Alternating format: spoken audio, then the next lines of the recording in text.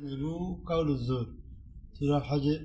وقال تعالى لا تقف ما ليس لك به علم وما يلفظ من قول إلا لديه رقيب عتيد إن ربك لبالمرصاد الذين يشهدوا الزور.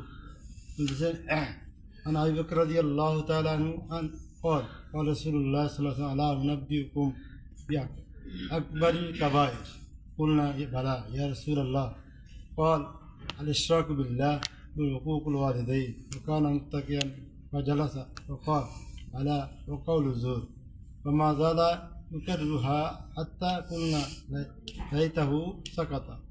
বুখারী মুসলিমের হাদিস মুত্তাফাক আলাইহ। মিথ্যা সাক্ষ্য দেওয়া কঠোরভাবে নিষিদ্ধ। মিথ্যা সাক্ষী দেওয়া কাউকে আল্লাহ তাআলা বলেন তোমরা মিথ্যা বলা থেকে দূরে থাকো। আল্লাহ তাআলা বলেন তোমরা মিথ্যা বলা থেকে কি করো? দূরে থাকো। তিনি আরো বলেন যে বিষয়ে তোমার জ্ঞান নাই তার পিছনে পড়ো না। যে বিষয়ে তোমার জ্ঞান নাই অজ্ঞ সে বিষয়ে পড়ি থাকিও না। তিনি উন্নত বলেছেন মানুষ যে কথা উচ্চারণ করুক না কেন তা লিপিবদ্ধ করার জন্য একজন তৎপর প্রহরী তার নিকটে রয়েছে।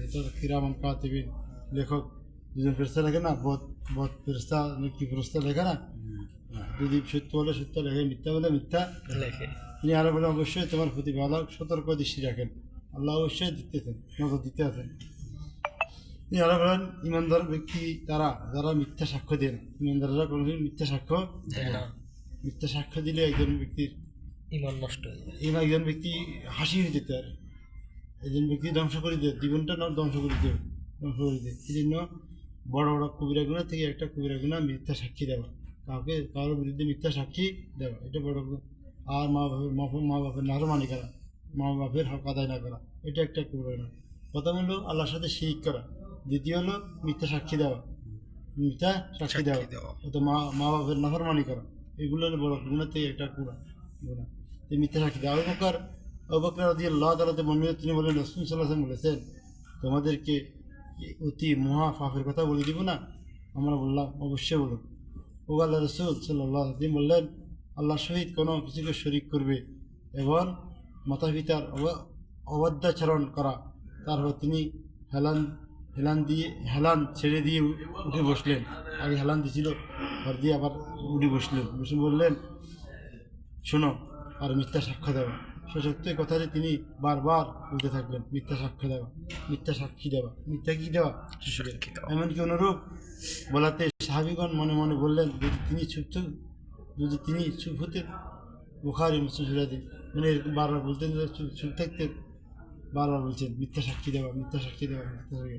বহুত ডেঞ্জারাস গুনাহ, বড় গুনাহ থেকে একটা গুনাহ মিথ্যা সাক্ষী দেওয়া। একজন ব্যক্তির মরণ জীবন মিথ্যা সাক্ষীর উপর নির্ভর করে। তাহলে মিথ্যা সাক্ষী দিয়ে বাঁচে থাকা। আর যে সমস্ত লোক দুনিয়া আদালতে মিথ্যা সাক্ষী দেয় তাদের অবস্থা কী হবে? মিথ্যা সাক্ষী দিচ্ছে না, ফাঁসি দিয়েছে, ফাঁসি ঝুলাই দিচ্ছে। বুখারী মুসলিম শরীফ হাদিস এভাবে উল্লেখ করলেন।